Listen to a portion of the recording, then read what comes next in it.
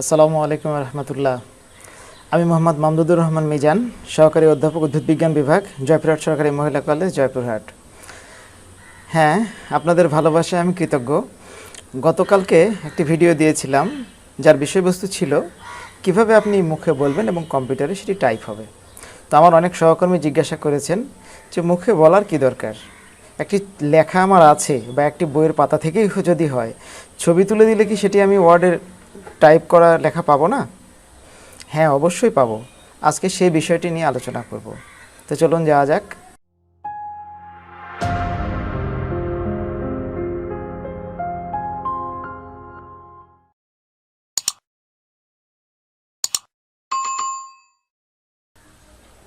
তো এর জন্য আপনাকে যেটা করতে হবে, একটি ব্রাউজার, এবং সেটি অবশ্যই গুগল ক্রোমের ব্রাউজারটা আপনি ওপেন করবেন। আমি এই যে গুগল ক্রোম আমার এখানে টাস্কবারে ছিল, যেটি আমি ওপেন করলাম।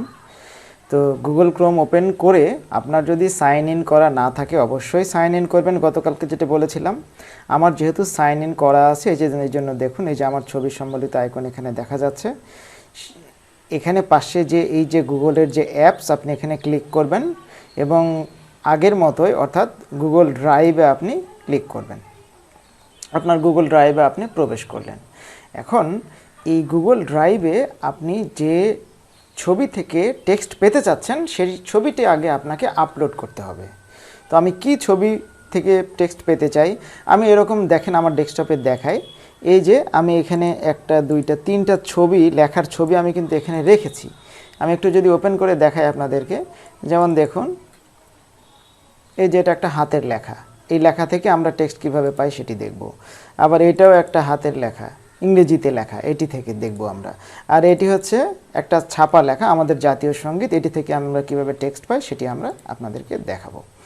তাহলে আমি আবার সেই গুগল ক্রোম ব্রাউজারে চলে যাই, গিয়ে কি করব, আমি এখানে এটা আপলোড করব, অর্থাৎ আমার ড্রাইভে আমি এটা আপলোড করব। তাহলে আমাকে নিউয়ে গিয়ে দেখুন এই যে ফাইল আপলোডে ক্লিক করে আমার এই ডেস্টিনেশন ডেস্কটপ আমার দেখানো আছে।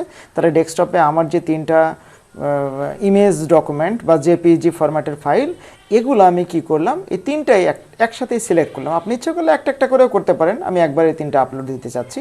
ঠিক আছে, আমি এখানে ওপেন করলাম। এখন দেখুন আমার এই যে তিনটা ফাইল আপলোড হচ্ছে, আমার গুগল ড্রাইভে এগুলো আপলোড হচ্ছে। আপলোডিং 3 আইটেম, এই যে দেখুন সিঙ্ক হয়ে গেছে, এই জন্য আমার এখানে টিক চিহ্ন দিচ্ছে, এগুলো আপলোড হয়ে গেছে। ওকে, আমি এটা ক্লোজ করে দিলাম। তাহলে আমার গুগল ড্রাইভে এই তিনটা ছবি আমার চলে গেছে। এই যে দেখুন এই তিনটা ছবি, এই যে এইটা এবং এইটা। এখন আমি যেটা করতে চাচ্ছি, এটা থেকে টেক্সট, এই হাতের লেখাটাই যদি আগে আমি দেখাই, আপনি কি করবেন, এর উপর মাউস বাটন নিয়ে গিয়ে রাইট ক্লিক করবেন। এই যে রাইট ক্লিক করলেন, ঠিক আছে। হ্যাঁ, রাইট ক্লিক করার পর ওপেন উইথ, আপনি উপরের দিকে গিয়ে দেখবেন ওপেন উইথ আসবে। এখানে গিয়ে গুগল ডক্সে ক্লিক করুন।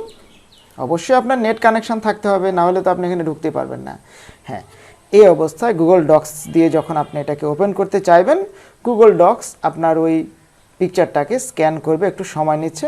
এই যে দেখুন আপনার এই লেখাটা, এই যে এখানে এই ছবিটা এবং পাশাপাশি ওই ছবিটা, এখানে টেক্সট, এখানে কিছু লেখা ছোট বড় হয়েছে। আপনি ইচ্ছা করলে সবগুলো এগুলো ফন্ট সাইজ আপনি যেমন এক সাইজ করে দিলেন। হ্যাঁ, একটু তো এদিক ওদিক হতে পারে। এই যে এটা আপনি ফন্ট সাইজ, তার মানে কি, যেটি এখানে ছিল একটা হাতের লেখা, সেটি দেখেন আপনি এখানে টেক্সট পেয়ে গেলেন। আপনি গতকাল যেটা দেখিয়েছিলাম, আপনি এটা মাইক্রোসফট ওয়ার্ড ডকুমেন্ট আকারে পেতে চাচ্ছেন, আপনি ফাইল থেকে ডাউনলোড করুন। এই যে ডাউনলোড মাইক্রোসফট ওয়ার্ড ডকুমেন্ট, এটা আপনার এখানে ডাউনলোড হয়ে যাচ্ছে। আপনার এই উপরের ছবিটা দরকার নেই। আচ্ছা, এটা ওপেন করি, এর থেকে দেখায় আপনাদেরকে। এই যে আমার মাইক্রোসফট অফিস 2019 ওয়ার্ডের যে অ্যাপস আছে, সেটি দিয়ে কিন্তু এটি ওপেন হচ্ছে।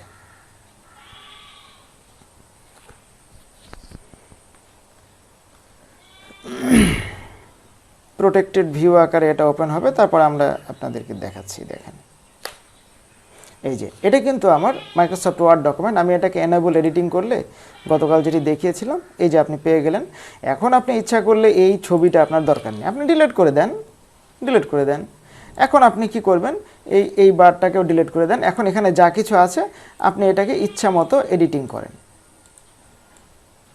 এই যে সিলেক্ট করে আপনি, হ্যাঁ গতকালকে আমাকে কেউ বলেছেন যে এই লেখাটা এই ভিরান্দা ফন্টে বা রিয়েল ফন্টে এগুলো দেখাচ্ছে। আসলে আমরা এই গুগলে স্ক্যান বা ভয়েস রেকর্ডিংয়ের মাধ্যমে যে টেক্সটগুলো করি সেগুলো সবই ইউনিকোড ফন্টে আসে। হ্যাঁ, এই যে দেখুন, এটাকে যদি আপনি ফন্টটাকে এটা সিলেক্ট করে যদি আপনি নিকশে নিয়ে যান, দেখবেন যে আমি যদি এখান থেকে দেখাই NIK, এই যে নিকশ চলে এসেছে। হ্যাঁ দেখুন, এটা অনেকটা সুতনি এমজের মতোই নিকশ, যেটা আপনারা বেশিরভাগ পছন্দ করেন। নিকশ দিয়ে করবেন তাহলে এটা অনেক ভালো হবে। আপনি ইচ্ছা করলে যে কোনো ফন্টের কালার কালো করে দেন, যে কোনো কালার করে দেন, লেখার সাইজ আরও বড় করে দেন, যেটা আমরা এমনি মাইক্রোসফট ওয়ার্ডে যেভাবে এডিটিং করি এটি আপনি করতেই পারবেন। এরপর আপনি যদি দেখেন এই ক্রমে আবার চলে যাই, আপনি এই ড্রাইভে গেলেন, এই যে ইংরেজি লেখাটা এটাও যদি আপনি কি করেন, রাইট ক্লিক করে ওপেন উইথ ডক্স করেন, দেখেন এটিও কিন্তু কিছু সময় নেবে, কারণ এটা প্রসেস হচ্ছে। এটা আপনার একেবারে ইংরেজি যে লেখাটা সেটি হয়ে চলে আসবে।